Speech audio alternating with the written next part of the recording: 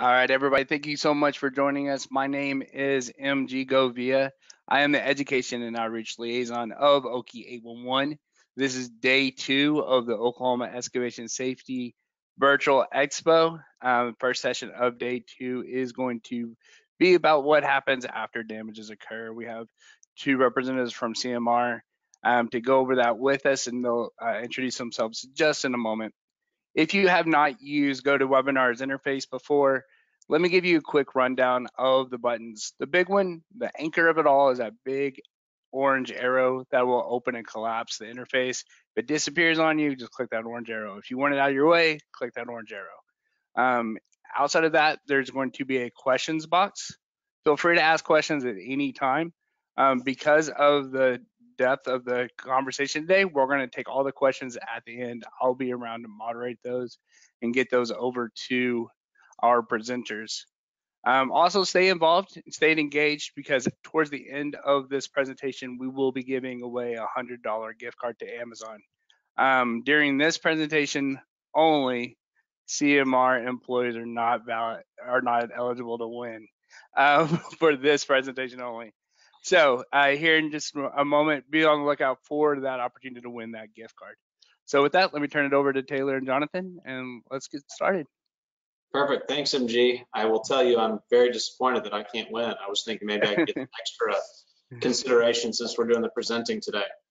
Let me get my screen up on, let me share this with everybody, make sure we're in the right place. MG, are you seeing our damage happens? What happens next slide? Yes, I am. Perfect. Let me put that into. Let me look if it's on your. Yeah, now I need the other screen. How's that? Let's see. You're getting there. This is your slide, but not the presentation slide. Okay. If we did that, would it work? Yeah. Okay. We can do it that way too. We'll keep it in this format if that is acceptable to you, MG. Yeah, go for it, sir. We can go ahead and get started. So first off, good morning to everybody that is joining us. Thank you for joining this breakout session. I hope the conference is going great for 811 and everybody that's in attendance. I will tell you, we are very excited to share our information with 811 and those of you that have chosen to join our session this morning. We did have the opportunity to sit in on a leadership breakout session yesterday, and I must say I'm a little bit leery of our follow-up to that performance. The speaker was great, and in the session, they actually indicated that the information they were relaying was useful in both the professional and the personal arena. And since it was on leadership, it could be used with spouses, children, employees, bosses, etc. And what we're going to tell you today, unfortunately, while it is very, very relevant, you will likely not be able to use any of this information outside of its intended purposes. And quite honestly, if you went home and told your spouse about our presentation, you'd likely be met with eye rolling, maybe snoring, or just the face of sheer boredom. But while this information may seem somewhat trivial and basic, it is incredible how often we see mistakes, what I would say are costly mistakes that could have been avoided and ultimately saved our customers, the contractor, the locate company, the homeowner, tens of thousands of dollars. So, I guess what we're going to tell you today is certainly not a foolproof plan, but if you follow the steps that we're going to outlay in our presentation, you should be in a better position to really control your destiny, hopefully eliminate costly issues surrounding a damaged cable, a damaged utility line, or a damaged utility pole. And for today's session, Jonathan Musgrove, who is also on the call with me, we're going to walk through just a basic overview, introduction of who we are, kind of what we do, and with just a couple of minutes on our organization. And really that is to provide you guys with some context as to why 811 even asked us to share our thoughts and insight. I promise it will not be a sales pitch on why you should use CMR or a commercial for our company. So you don't have to worry about that particular part. And then we will talk about what happens when a facility is damaged. We'll walk through gathering information, documenting the site, visiting with witnesses, photographing the scene, and really what happens after the file is escalated for invoice. Again, I just want to note, some of this information may seem trivial, but we process a lot of claims on an annual basis, and you guys would be shocked to see how often we see holes in the documentation in the file that ultimately it costs hundreds of thousands of dollars over the life of our program. So with all that in mind, a real brief introduction on myself. My name is Taylor Fudge. I'm a vice president here at CMR in our group of companies. I oversee the sales and marketing departments for our umbrella of organizations. I joined CMR full-time in 2009. Prior to that, I had worked at the company since I was about 16 years old, in the summers, after school, things of that nature. I've worked in nearly every department that we have at CMR. I've handled drop claims. I've handled uninsured motorist claims. I've worked in the billing department. I've worked in the legal department. And after I got my MBA in 2009, I joined here full-time on the sales and customer service side. I've got an MBA, Lean Six Sigma Green Belt, professional collection specialist, and just really enjoy being at our companies. My role at the organization is to really grow our operations, help create awareness in our industry, and make sure the relationships that we have with customers are healthy and profitable. So that's kind of who I am, what I do, and I will ask Jonathan Musgrove, our other vice president on the line today, to talk about his roles and responsibilities. Jonathan? Thanks, Taylor. Good morning, everyone. Glad to be here. Excited about the opportunity to talk a little bit about the world that we live in, which is damage claims. To Taylor's point, it's not necessarily a subject that everybody wants to discuss or to be involved with.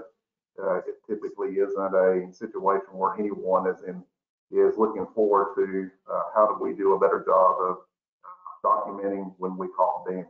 But it's a necessity, it's a certain need. If anybody is doing any kind of work or excavation, from time to time you're going to have an incident where you're involved in a damage claim process. To Taylor's point, I'm the other vice president here at CMR. I've been with the organization since 2005, so about 15 years. My previous background, I actually started at a fairly young age, in the middle 90s, actually locating underground utilities. I worked for a locating vendor out of the state of Georgia. So I kind of cut my teeth actually putting paint on the ground. So I've actually done that in my history. Through that process, I was with the locator organization for about 10 years. I had the opportunity to investigate damages. I ran an operation, and then my last stint there was our national claims manager. So I was actually on the receiving end of these damage claims from utility companies when they felt we, as their locate vendor, had made a mistake and did not locate their facility's property properly. And now I'm on the other side of things. I joined CMR and now are on the pursuing end of these types of property damage claims. I'm also a licensed insurance adjuster here in Oklahoma. So I've been involved with either protecting underground utilities or in the claim side of that business going on 25 years now. And I will tell you, from the mistakes, we have learned what to do and maybe what not to do when investigating these claims. And hopefully that's what we'll be able to share some today to give you some helpful hints. I will say, Taylor mentioned too, that nothing here is going to be groundbreaking. I don't think anybody will walk away from today's session, well, holy cow, I had no idea that I may need to do that. But I will tell you, keeping this process simple, keeping kind of a rhythmic way in which you do this will in fact help you not miss key elements in investigating your claims. But anyway, that's me. Glad to be here, and I hope you're able to gain something from this. So for those of you that are contractors or in the locate field, I think you can accurately say that Jonathan joined the dark side when he came over to our side. I like to say he joined the good side, but I think it would probably, you all may see that differently.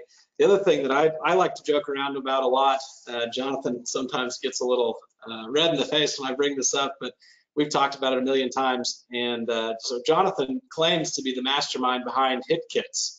And Jonathan, I would ask if you're comfortable with it, maybe share that story with the group just for a little bit of fun. Yeah, so again, back in the mid to late 90s, there was no such thing as a hit kit that one can purchase to help when you're investigating a claim. And at the time, I was in charge of all of our damage claims, and I was trying to determine a way in which we can emphasize or improve our photographs, because you can imagine we saw a lot of our investigators just taking pictures of holes. From time to time, you may get lucky, they may have some faded locate marks in the photos.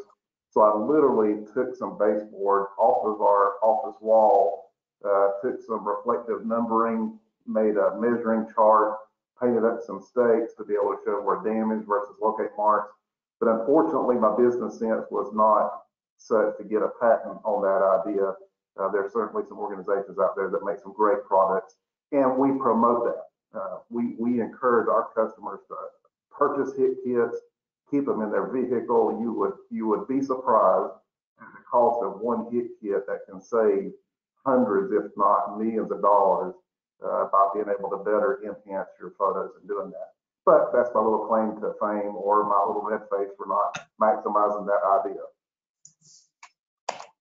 We'll call it a claim to fame, Jonathan, Yeah, so that we can still feel good about it. Okay, so a little bit of context, a little bit of background on our organization. I promise we'll get into the meat of the organization. CMR, it as an organization adjusts and recovers property damage claims for governmental entities and self-insured organizations in the utility industry. So we work with a number of departments of transportation. We work with a number of municipalities. We work with a number of utility companies.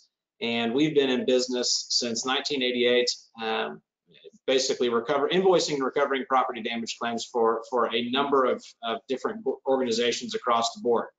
We always start with our tagline, which is helping our customers focus on theirs. If we are not doing something to help the utility company, to help the DOT either get people through their state faster, more efficiently, or to get services back up and restored, we are not doing our jobs effectively. And ultimately, what we want to be is kind of that trusted advisor. We want to be in the background with our customers saying, you know what, we're confident that the damage claim utility invoicing recovery process is taken care of.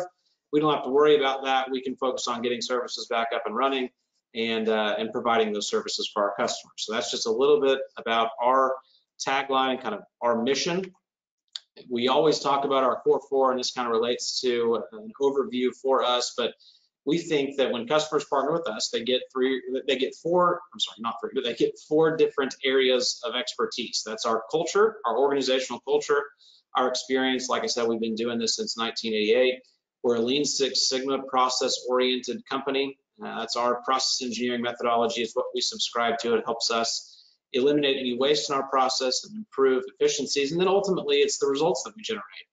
And I will tell you that we have very, I can maybe count on one or two fingers the times when we have not been able to come in and really help our customers improve their recoveries, improve their invoicing to get more claims recovered and dollars in the door. And part of that is because we talk about some of the training that we're getting ready to go through and actually walk through these basic steps with technicians that are in the field, people that are maybe reporting damage. And quite honestly, for our customers, it is a bad thing when damage occurs. And so what we try and do is educate. We try and really show them best practices and benchmarks on what we can do to help eliminate damages, and then if there are damages, what we can do to help them get as much of their costs as possible. So that's kind of our role in the industry. Like I said, we've been in operation since 1988, about 33 years now. It was actually a company that was started from the debt collection space in 1967. So we've been in continuous operation in some form or fashion for quite some time. We invoiced about 81,000 claims last year for about $230 million. So just to give you guys a little bit of sense of our scope. And then over the past 20 years, we've invoiced over 1 million claims for close to $3 billion. So we do this day in, day out. It's all we do. We're 100% focused on invoicing and recovering property damage claims for customers. We use licensed insurance adjusters because typically we're negotiating one-on-one with representatives in the insurance field, and we're skilled in handling and negotiation of all sorts of different claim types, including motor vehicle, including fixed object, utility pole, and some of the others that we mentioned. Jonathan, anything from an overview perspective that we want to make sure that we cover with this group from a background or context setting view? I think we're pretty good. Okay, excellent. So then I'm going to turn it over to you, Jonathan, to talk to us a little bit about kind of the first steps in the process, specifically, when damage occurs, what do we do next? You're out in the field, you're digging, you're out in the field, you've had locates called in, they are, you're getting ready to break ground, you put your shovel in the ground and dig up a cable. What happens next, Jonathan? Yep. Thanks, Tyler. And maybe the way to kick this off is it's a little bit like if you've ever been, if anybody in the session today has been involved in an unfortunate vehicle accident.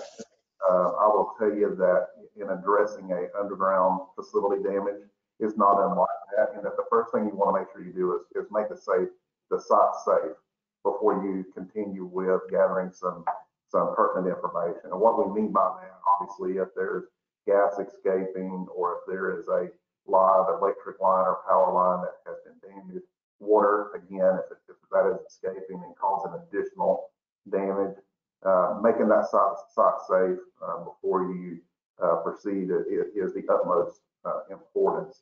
There's some guidelines, just not in the state of Oklahoma, but in any state that you're working in, particularly if there's gas and electric damage that we have heard. And again, making the site safe before you go to near to where the damage actually occurred. So if we can go to the next slide. Yep. Before we get there, Jonathan, one thing I will say again, it seems kind of intuitive, like, let's make the site safe. Let's make sure we prop up the facilities and make sure that nobody's going to get injured. And we have definitely dealt with situations where somebody cuts a cable and they say, oh, that doesn't look so good. Let's just bury that back up and, not ever think about it again. So our first, unfortunately, that typically is a short-lived solution to the problem. And honestly, the best thing that you can do is to raise your hand and say, yep, this happened. Liability has not been determined at that particular point, but raise your hand, this happened, and then we'll start to gather the facts that are associated with the claim. So I will go to the next slide. Notifications. Yeah, and Taylor, I would add just a little bit of that as well, especially with the telecommunication line, whether it be a telephone line or a cable TV line that's damaged. Just maybe understand that regardless of the extent of the damage that occurred, even if it's nicked, make sure we're making that site safe, and then notifying that utility company as well that you've caused damage or damage has occurred to their facility. And the reason for that being, if you haven't been involved with this before, once that facility either gets wet or through time, the degradation of that service could then cause an alarm or cause the utility company to realize that their facility has been damaged at some point in time. And the reason why it's best to go ahead and make notification, deal with the issue at hand is, again, so you can better document what took place, what evidence was there at the site at that time. I will tell you, to Taylor's point, with the number of claims that we've handled over the years, you may not receive notification or an invoice, for that matter, for a damage that occurred in what you would feel may be a timely manner because of that length of time it could take to actually make recognition that damage has taken place. But when damage has occurred, once the site is made safe, contact the facility or utility owner, make them aware. That's usually in one of the rules in each state, not just in Oklahoma. And then also notify 811. That way you've got both of your bases covered. 811 then can actually send notification either to the utility company or in some cases create a damage ticket in case there's going to be additional excavation that will need to take place then to repair the facility that's damaged. Perfect. And then Jonathan, one of the things that I might say too, and from a notification perspective, if it's a big development and there are multiple contractors, let's just say there's 2 plumbing contractors working on a big development at one time. If a damage occurs and the evidence is pointing to, some sort of, let's just use this example, but the evidence is pointing that that there is a water line running across a telecommunications cable, you know, our only recourse then is to go to the customer and to go to the locate tickets to see who was in the area and who was excavating in that particular manner. And you know, if the evidence is indicating that it was plumbing related, we're going to go after the plumbing companies that were on site. So if there, for instance, if there were two plumbing contractors on site, and you know that you didn't do the damage, but you know the other contractor was out there, you know, make sure that you're documenting that scene as well. I mean, it may be just about protecting yourselves as it is about being able to mitigate any future expenses as well. So we would highly encourage, you know, anytime damage occurs to gather as much documentation, notify, and make sure that people are aware as quickly as possible. Okay, back to our screen. Okay, gathering on-site information. Jonathan, can you take that one too? Yeah, so what I would say is a little bit like making a cake or making your favorite recipe, whatever food you may enjoy.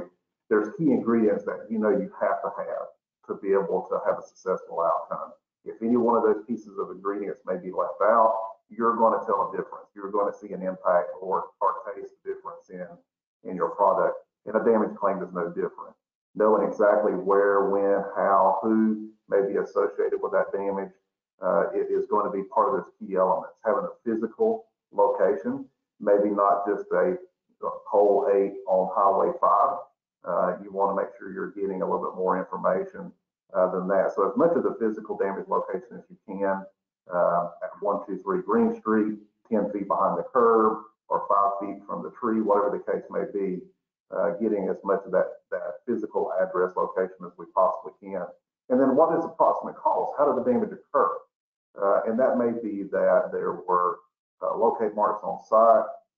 It was marked accurately, but it was damaged while potholing a cable, or if there were no marks on site, we damaged it with a backhoe while we were putting in a water line. But making a note as to what that approximate cost, how did the damage actually occur? Photographs, as everyone, my assumption would be, would understand the importance of taking photographs of the scene when the damage occurred. Nothing takes place of having a good set of photographs in conjunction then with your witness statement or your notations that you make while you're out on the scene. As you would imagine, these claims are typically going to be resolved with folks that will have never been to a damage site, whether it be an insurance adjuster or, quite frankly, CMR adjusters. They're not going to be at that scene, so they're having to base a lot of their decisions in both liability and negotiating a resolve to that claim with information that you gathered during the time in which the damage occurred, and photos puts them at that scene. We'll talk a little bit more about the quality of those photographs. Not just a photograph will be as beneficial as taking good quality photographs of information in the surrounding area, but photographs certainly help. Witness statements, again, in a lot like an automobile accident, having an innocent third party's view as to what occurred, making a notation of that. Not necessarily a confrontational situation, it's just gathering information. You're not there to try to resolve the liability on the scene itself, and we'll talk about that some more in just a moment. You just want to notate anything that you hear anybody say that they saw. What did they witness? It seems a little bit more maybe formal than what it is. You know, you wouldn't classify them as a professional witness or being called to a jury to witness, but it's just more kind of documenting what they saw and what they heard so that you can later recall that if need be. And then with all underground damage claims, the most important piece of information that you will need to capture is the locate ticket information. That will give you and any other party that will need to have information regarding the damage that took place from the work that was performed when the damage occurred. But that locate ticket information is pretty much a permit for that work to take place. It also gives information as to what kind of work was being done, what was the scope of the work that was there, and who was ultimately doing that work. So the locate ticket is the ultimate piece of information outside of photographs that you'll need to have in ground damage. one comment that I would make too is we are not just preaching this. I mean, we truly believe gathering that information as quickly as possible, as close to the damage, as close to the date and time of damage as possible is of critical importance. So much so that we actually have staffed a 24/7 first notice of loss hotline to gather this type of information. So what we learned over the years, again, was that we had a lot of customers that weren't necessarily providing the good, relevant, detailed information that we felt was necessary in order to accurately to accurately pursue property damage claims. So we actually staffed up, put some resources and tools in place, and our team will actually walk through with a technician on site, the who, what, when, where, why, stay with them on the phone until those photographs come over to us, because we believe that it is so critical and helpful to either proving innocence or proving liability, and then ultimately to the recoverability of that claim as well, or to the defense of that claim, quite honestly. So for us, for our purposes, the way that we see it is, initially, our customers, those lines are in the ground, whatever depth they're at, kind of what the circumstances are on site. Can't speak to those, but a lot of times the insurance companies see our customer as the innocent third party. Their line was in the ground, their utility pole was standing on the side of the road, and something occurred to where damage then happened as well. And so, ultimately, to Jonathan's point, you're gonna have to prove that later on down the line. And so we try and gather as much information on the front as we possibly can. And let's just, if we played it out with a contractor, how much better from a contractor's perspective would it be if the contractor says, here's all my details of the case, I'm going to put those up against CMR's details of the case, and then we can figure out what happens next. But if CMR is the only one with the details and the contractor doesn't have the details, it honestly makes our job a little bit easier. And so, I would say take this information and I don't know that our CEO would love this, but use it against us when or if we call you as well. So that is how much we believe in collecting this information on site. Jonathan, you want to talk about witness statements? Yeah, so a little bit more on witness statements. I mentioned earlier that maybe not to think of it in an official sense of like a legal witness, but more so there's usually several folks that may be on site when a damage occurs. It's not just the organization that's there doing the work that causes the damage, but maybe utility operators, homeowners in some cases. You may have some safety officials that may be out there, but just notating any comments that may be made on the site. Now, I will tell you that, as I mentioned a little bit earlier, our advice would be to treat this a little bit like you would if you were involved in an auto accident, where whoever's gathering the information, or maybe even in notating some of these witness statements, not engaging in what we may think liability could or could not be at that time. I can't stress enough that the final outcome liability stance and resolve of the claim rarely ever happens the day the damage occurs with the individuals that stand on site. So if you think of it that way, you're there just gathering facts. You're not really trying to coerce someone into a specific statement. You're just trying to get what they eyewitnessed so that you have record, because I can assure you others that's going to be involved in that damage is going to also seek witness statements. So again, you're not really trying to get a factual written signed statement from that individual. You're just there to observe and notate anything that they may have to be able to offer up as to what occurred. Same thing goes to be said if the police, for whatever reason, do come to the scene. I know in some cases where gas is escaping, you'll both have law enforcement and fire that may show up. But gather their information. If they do write a report, is important, because again, it's another independent party that is documenting what they've witnessed out on that side. The only point that I might add to this particular slide too is we do say, don't discuss liability cost billing information with people that are on site. And a lot of times when damage occurs, a homeowner may come out and say, hey, my cable went down. They come over to to the contractor or the technician who's out to repair, and they say, how much is this going to cost? Is this going to cost me? Whose responsibility is it? What we would say is try and keep any information that you're relaying to any other witnesses on site to a minimum. The last place that we want to be is for the homeowner to say, the contractor on site told us it was going to be $200, and now I got an invoice for $2,000. We may not know the extent of the damage until we've had a chance to investigate and look at, and ultimately that just causes a bunch of issues down the line with a potential witness or homeowner or whatever the case may be. If somebody has already talked to them about what the next steps are in the process and what potential costs might look like, and quite honestly, our suggestion always is try and be obviously as polite and cordial as possible. I think it's perfectly reasonable to say, we haven't been able to investigate this fully yet. We're trying to figure out the circumstances surrounding this claim, and if you'd like more information, please go to the Okie 811 website or direct them to another resource to kind of redirect the questions elsewhere.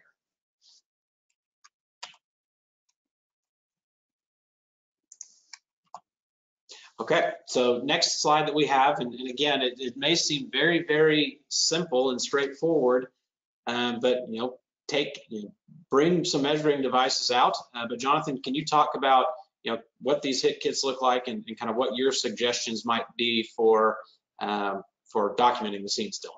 Yeah, the ultimate piece of equipment that you can have in measuring and taking photographs of damage is a hit kit, an official hit kit. The placard with the measurements is easily seen from most any distance when taking photos, and again the mark and the damage markers really put a 3D aspect to the scene that you're trying to capture in photos. But what I would encourage everyone to do is use some sort of measuring device. Even if there's no locate marks out on the site, laying down a tape measure, laying down a hit kit gives some perspective as to where the damage occurred in relation to fixed objects in the area, whether it be the edge of a roadway again, or a pedestal, or a tree, or whatever the case may be. And we've seen, as you would imagine, we've seen every type of way to measure from a locate mark to a damaged site that you can imagine outside of a tape measure. A hit kit shovels, somebody putting their foot in the photo, which obviously that begins to question, do you have do you wear a size 8 or do you wear a size 14, whatever the case may be. It makes it a little bit difficult. We've seen folks put lunch boxes down, lay down on the ground to say I'm 6 foot tall and the mark is here where the damage occurs. It gets pretty interesting to see the creativity that some go through to try to be able to put a measurement. Tape measures, you can get tape measures, especially with big numbers, for less than $10 in some places. I encourage everyone to have one in their vehicle, in your glove box or in the back. Again, we strongly promote hit kits. I can't stress enough how many claims that we have personally been involved with, that I have been involved with, where a hit kit is the final determining factor of proving whether a cable or a gas line, water line was marked within the tolerance zone or not. Because we're dealing with inches, 18 inches here in Oklahoma. I think the largest tolerance zone anywhere in the U.S. is about 24 inches, which sounds like a lot, but with some of the construction work that's going on in today's world and some of the equipment that's being used is really small in comparison. And when you're trying to prove either the accuracy or the inaccuracy of locate marks, having something in the way like you're seeing here in this example with this hit kit is worth more than 1,000 words. And again, with some of the facilities that's in the ground nowadays, and if anybody's had the unfortunate event of making contact with those, it's rather expensive. They're certainly not getting any cheaper to repair. And if you can invest 20, 30, maybe $45 on some sort of hit kit, and again, at a minimum, a tape measure, I encourage everyone to have some kind of measurement device in your vehicle in the chance that you need it when damage occurs. And it's really great to have this. I mean, quite honestly, for most contractors, for most of you all on this call, you may only damage may only happen on your watch, 1 or 2 times a year, maybe even less than that. And so having this type of device, again, it's not super complicated, but having this type of device for when that does occur, for 50, 60, 75 bucks, I'm not sure what the hit kits cost nowadays, but that can save you thousands, hundreds or thousands of dollars in the long run, depending on what might have been hit. And again, back to Jonathan's point on recreating this scene for an insurance company later on down the line. I mean, just look at how crystal clear that hit kit makes the picture, or look how crystal clear that hit kit makes the damage scene when you're able to use that in a photograph and recreate that scene for somebody else. So Taylor, maybe one more thing I would say there, just for complete transparency. At the end of the day, when you have either the individual that caused the damage or their insurance carrier or the utility company or the locate company, whoever may be involved surrounding that damage, what will likely weigh out the final resolution as to whether you may be liable or not liable is if you have a hit kit, you use that hit kit or a measuring device, and the other parties fail to do so. So it's outweighing that evidence is how a lot of these claims will be resolved. And so again, if you want to hedge your bet, maybe is the best way to put it, we encourage everyone to have some sort of measuring device in your vehicle. Awesome. Okay, so photographs, when we talked about a picture is worth 1,000 words, we think this is a critical piece to the success of the recoverability or defense of a claim. But Jonathan, talk about some methods to take photographs and what to think about when you're out on site. So maybe what I would tell everyone is, and this is coming a little bit painfully from personal experience, back in the day, if you can remember this far back or recall this far back, when we first started having the ability to take photographs at a damaged site, most of the time it was with a disposable camera. We put disposable cameras in everybody's glove box of their vehicle, taking photographs when they first got there. Well, the problem with that is you don't know what the quality of your photograph was until, unfortunately, you have to develop the roll, and then you're looking at it and you're like, oh my gosh, I was facing the sun the entire time. I can't see anything, or my thumb was over the lens, or I was taking the photo backwards. You wouldn't believe how many times we've seen people taking selfies before selfies was even a thing from a disposable camera. So what I would say to everyone, if you have a digital camera, when you're taking photographs of the scene, be mindful, review your photos before you leave the site. Matter of fact, review them as you're taking the photographs. Be mindful of the sunlight. The glare can remove locate marks easily from a photograph. Zooming in, zooming out, I would tell you, leave your zoom so that you can see the widest spectrum possible, because you can always, in today's world, especially with technology with screens, zoom in, zoom out after the fact. So keep your zoom as panned out as much as you possibly can. Capture as many landmarks, obviously, locate flags, locate marks, street signs. Again, you're going to be submitting this information to folks that were not at that sign when the damage occurred. So if you can tell a story by taking everything in and then pinpointing out specific information that you may want to be able to communicate at a later date, will always work. Common mistakes is taking too few photographs. We have worked with our customers over the years in training and showing in evidence claims that we either are not as successful in recovering for them, are not able to prove liability on their behalf because we only have a photograph of the damaged hole itself. Albeit that is important. We want to make sure that we have some kind of evidence to be able to show that something was damaged and what was damaged and what extent the damage occurred. But panning out from that one point and then taking a clear view, and we're going to talk about a clock method in a moment, that's the basic way and the minimal way to know that you're capturing at least everything within the scope of where that damage took place.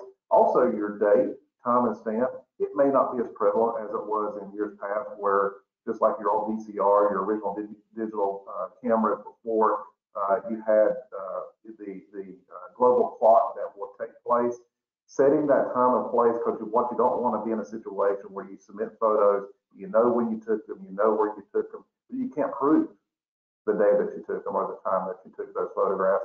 And just like the inches, where we're dealing in a world of inches in the tolerance zone, we're also dealing in a world that when your locate request was valid, when your time frame had been met. So having those photographs with that time and date stamp is unbelievably important. But again, a little bit like the hit kit, having some sort of way to be able to take photos. And the best way to do that now is this. Everyone has a cell phone, a smartphone. Very few people do not have the capability on their phone to take photographs. And I will tell you, my iPhone 11 right now takes better photographs than any digital camera that I've ever owned. So use whatever resource you have, even if you still have an old disposable camera in your glove box, but be conscious about what you're taking and how you're taking those photographs. And then again, we'll talk about the clock method here in just a moment. Perfect. So, Jonathan earlier is the mastermind behind hit kits. It sounds like what I heard today too is that Jonathan might actually have been the first person to take a selfie at some point in this past two. So move over Paris Hilton.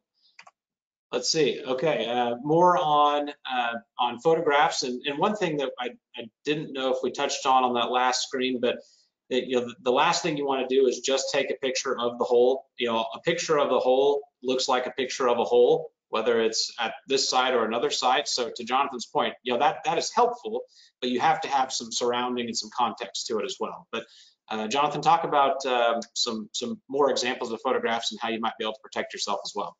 Yeah, so there's a couple of bullet points here. I'll cover a couple of these. One, taking a photograph of the equipment that was involved in the incident is important.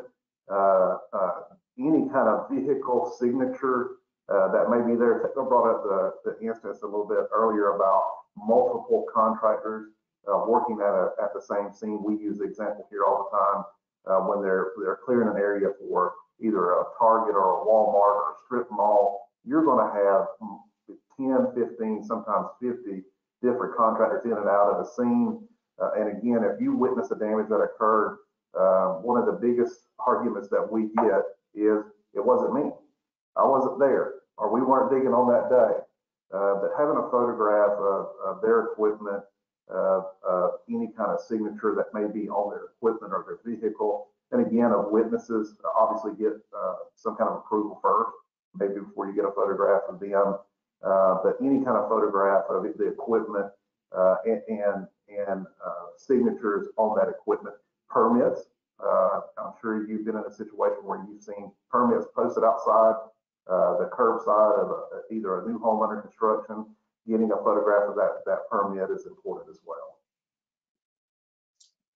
So Jonathan, we've got a couple of slides left, and we're running a little short on time, so we may need to speed up the last couple of points. But if FJ Eisler is on the line, I apologize for using you as an example here. Yeah, so this clock method or compass method, the main thing here is making sure you're getting a point of reference and using this clock method to ensure that we're getting the entire scope of where the damage occurred. And countless times we've been able to identify above ground facility markers, marks that may have not have been noticed. There's ways to be able to identify maybe a measurement from fixed objects that's in the area. But again, taking that clock method and then reviewing your photos before you leave the site is critical. And one thing I will tell you guys is we've looked, we talked earlier about keeping it simple, and Jonathan and I definitely follow the KISS method. Keep it simple, stupid, for me and Jonathan. So we follow that method often. We talked about, should this be a compass? Should this be a clock? And quite honestly, we've run into situations where people were directionally challenged. And so we figured clock is the easiest, best way to go about this as well. Okay, so that kind of walks you through what information you need to gather, what you need to do in order to document and protect and prove liability, all of that. Jonathan, can you talk us through what happens after we've got that information in our hands? Yeah, so we've talked about it several times already before. liability usually is not either determined and certainly not resolved at the site when the damage actually occurs. That typically takes place when all the information from all the parties involved, whether it's the utility locator, whether it's the utility themselves, or the person actually involved with the damage, all that information being combined together to ultimately determine who may have either the majority of that responsibility or all the responsibility for that damage. And I know, Taylor, as we're kind of moving this through, the next slide is talking about insurance, when you may want to file a claim with your insurance. I'll go back to the auto accident scenario we've talked about a couple of times already today. The only way that you're going to ensure that you have met your responsibility if you're involved with an incident and you have insurance, most policies have some time frame restriction on when you can submit a file or submit a claim. What you don't want to find yourself in a situation that, well, this seems to be a small damage, it seems to be a small cable or a small gas line. It didn't seem to take them that long to repair it. I'm just going to try to handle this in-house. I'll just pay this when the invoice comes in, and then 6 months, a couple of years down the road, when you do get an invoice and it's 5 to 6 times more than what you may have anticipated it to be, you don't want to find yourself in a situation where now you're wanting to tender that to your insurance carrier and then them come back and deny coverage because you failed to notify them in time. There is a cost associated with that for sure. There's a increased risk that maybe would drive your cost up there. But again, the only way to be safe in that is to do so. I would say on the damaged party side, they certainly have an interest in filing claims with insurance as well to protect their own interests, because they know that they're going to be out that cost in the event that the person actually caused the damage either is not willing or cannot pay for that damage claim. So again, protecting your interests both by gathering all the information that you can, taking good quality photographs, and then ultimately, if necessary, filing that claim with your insurance carrier, because that's what they're there for. That's why you have that coverage, for them to represent you. And we certainly work with insurance carriers day in and day out on these claims that we handle on our customers' behalf. Our adjusters too, our licensed insurance adjusters, because again, a good majority of the claims that we're going to be working is going to be resolved with insurance adjusters. So again, just another recommendation to make sure you're letting your insurance company know about these damage claims. And that kind of leads me to just a point of clarification too. So these are tort claims. Tort claims are unintentional wrongs, and we recognize that people are not out there intentionally damaging other companies' infrastructure, other companies' cable. We know that that was an accident. And again, to Jonathan's point, that's exactly why you have insurance, is when accidents occur. You know, this is very, very different than contractual debt or something that you signed up to receive. Now, this is an unintentional wrong. It happened on accident. There was no, malice or ill will. And again, that's what the insurance company is there for. So last couple of slides here. What happens if you do receive the invoice? Jonathan, do you want to take that one too? Yeah, I think the main thing is just like if a damage occurs, not paying attention to it, not addressing it as soon as you're made aware. We encourage you to do so, and that's certainly not just with claims that CMR would handle for our customers. That's any damage claim. I've always been told, and again, I've been in this damage claims, underground damage claims world for quite some time. Claims are like, guys, we're not going to get any better looking with age. It's only going to get uglier. Trying to get these things resolved and get them addressed as soon as you possibly can. For our part, what we would tell you, what you should expect from either the party that has been damaged or any third party administration company that would handle these claims on their behalf, is you should be handled you should be addressed with respect on these things. It's not a personal thing that has taken place. Taylor mentioned earlier, these are accidents that have occurred. We have had very few instances, although we have had some, where damage was intentional. But for the most part, these are non-intentional accidents taking place. All we're here to do, and usually what all the utility operators are there to do, is just determine who ultimately did cause damage, and did they have responsibility? Is there an amicable way that we can come to a resolution for those? So again, what we encourage everybody to do is act promptly, make sure you're making contact, provide your information as soon as possible. I'd encourage you not to try to, hoard that information or hold it back. You want to get that information out, particularly if it's something that's going to be able to prove that, in fact, you may not be the ultimately the responsible party for that thing. Yeah, and to Jonathan's point earlier, as a claims recovery organization, your expectation of us and our expectation of our people is that you will be treated with professionalism and dignity and respect, and it will be a transparent process. We're going to provide all of the details that we have. We're hopeful that you will provide all the details that you have, and we'll be able to come to some sort of resolution and get the claim recovered and kind of move on down the road. So that is our commitment to any at-fault party, is to have that open, transparent, honest, professional type of communication. It is not fun to receive invoices, no matter what type they are, when you get them. I don't know that I've ever met anybody that said, "Yep, God, I'm looking forward to getting that bill." So we understand that, we get that. It's our responsibility to be professional, handle that in a proper manner. So the last thing that we've got, last slide that we have is the resolution slide, and I think we've talked about this quite a bit and interweaved some of this information into our presentation. But ultimately, we believe that the steps, while very simple and maybe remedial, that we've outlined in this presentation, will help us and help you get this claim resolved as quickly as possible. And resolved, maybe it's just out of your name and moved on to the appropriate party. That also might mean a payment arrangement of some sort. So ultimately, again, we believe these methods that we've presented today can help alleviate stress, can help reduce costs, can help mitigate risk, and ultimately will help you guys document the claim and either prove or disprove liability.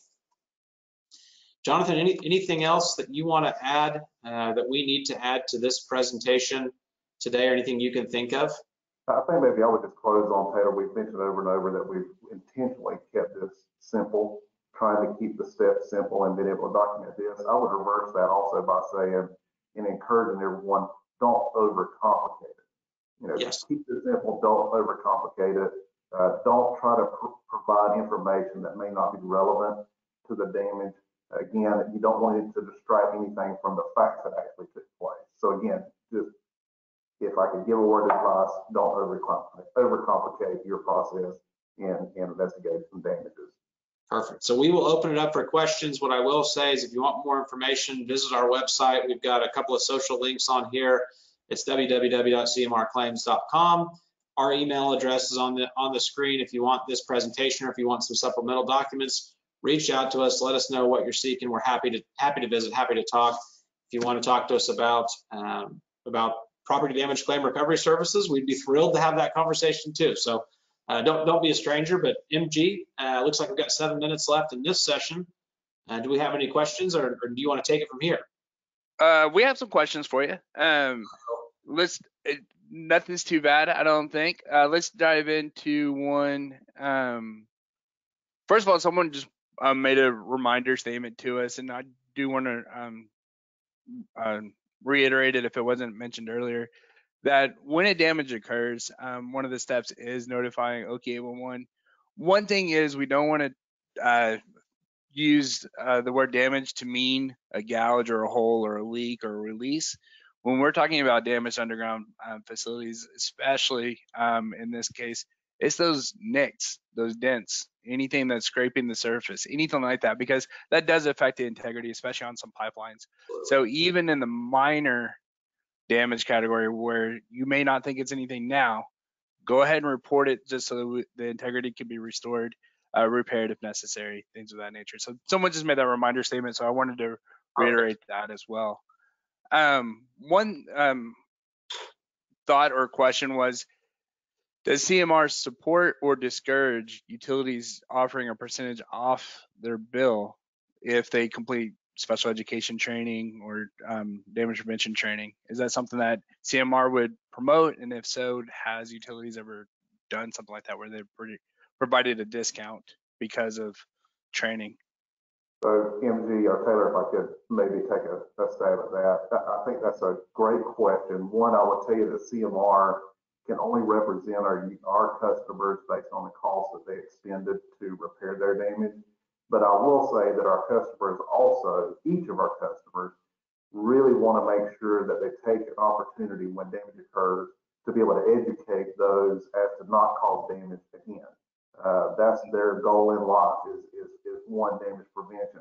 We have several claims, particularly with homeowners, that are just not familiar with what the rules or what they should or should not do when excavating, whether it's either putting in their own fence or flowers or whatever the case may be. And our customers are certainly sensitive to that. Therefore, CMR is sensitive to that, and we see value as well as our customers do in taking the opportunity when these damages occur. And again, understand that these are unplanned costs that they are experiencing. What we would hope also is that if anyone is on the line or anyone in the actual professional contracting world where their business is out digging, that they recognize that any one of these damages that occur is a direct cost associated to the utility owner that suffered that damage. And again, I think that's part of what Oki's doing now with these seminars, is making sure we're preemptively getting that word out there in damage prevention and not causing these to occur. So I know that sounds a little bit maybe loaded, MG, but I will tell you, particularly with homeowners that's not familiar with the process, and this is a very much an unplanned cost, our customers are sensitive to that and see the value in the training aspect for sure. Awesome. And I totally agree. We are in damage prevention. We're not expecting damage in any way, shape, or form. With this information today is if and when an accident occurs, not something malicious, nothing planned. We want to make sure that, hey, if this accident occurs, do you have the information to show where the liability eventually falls? That's all there is to it. Yep. Another question came in. It's a little bit more OK811 focused, so I'll field it for us, guys. Are excavators required to report damage to OK811? And if so, is OK811, do they have a role in resolving the claim? Great question. As of today, OK811 is not a requirement of notification. However, we do have the ability to take damage report calls. It is in upcoming legislation to make it a mandatory phone call to us. Right now, the way the law reads is that notification should be given to the operator and to the operator. So the eventual legislation that's coming out is that we are going to handle getting that information back to the operator. So right this second, not a requirement, but highly encourage. As of November 1st, give us a call to report damage so we can get that information over to the facility owner as well. OK811's role in resolving the claim, very little. Very rarely has OK811 had to show up to a court date or anything like that for resolving a claim. What we are going to provide is the ticket information, the documentation of this is where I'm digging, this is the company that should be marking, this is it, or they want a damage report is called in. This is what we discovered. Please let everybody know. So it's just the documentation. We're not going to be part of the actual testimony or anything like that. And that's pretty much it on all the questions. Okay. Is there anything you want to add before we do the gift card drawing? No, MG, we really appreciate being able to partner up with you guys and present this information on behalf of CMR and our customers and OK811, and really just appreciate everybody taking time out of their day to join us. I hope that there was some value in this session. I know for a fact there's plenty of value. I appreciate the information being shared. To give out this $100 gift card, how about one of you ask a claims process question? Jonathan, you're our guru. How about you talk about one of the steps in getting your evidence together when a damage occurs, and just ask for somebody to give us it. What is the preferred method of taking photographs? All right. So first person to respond to giving us a preferred method to taking photos. Let me know. Softball question. You know what? There's plenty of answers. And just a reminder, if you work for CMR, you're not eligible to win this time. So I'm going to have to ask. So Anthony, you can't answer the question again. All right. So does Cherie Thurman work for CMR? I Is don't that name believe so. somewhere? Okay, good. Cherie, your answer was cell phone with measurements using a hit kit. I think that is the best answer out of all of them. There's plenty of digital cameras coming in, but cell phones with measurements and the hit kit, I mean, that's definitely preferred all the way around. So Cherie, I got your email address. I'm going to email you early next week your Amazon gift card for $100. So I appreciate everybody. We are right at 10:01. If you are registered for the next session, which is the Oklahoma Corporation Commission's explanation of their enforcement authority and the current Oklahoma Underground Facilities Damage Prevention Act, definitely come join us. That will start at 10:30. Plenty of sessions left for the rest of the day. If you haven't won your $100 gift card yet, you have 4 more chances. So Awesome. with that, I thank CMR, I thank Jonathan and Taylor for your time. And thank you everybody who attended, and I'll hope to see you in a future session. Everybody have a great day. Thanks, MG. Thanks, guys. Talk to you later. Thanks, everybody. Thanks for your time.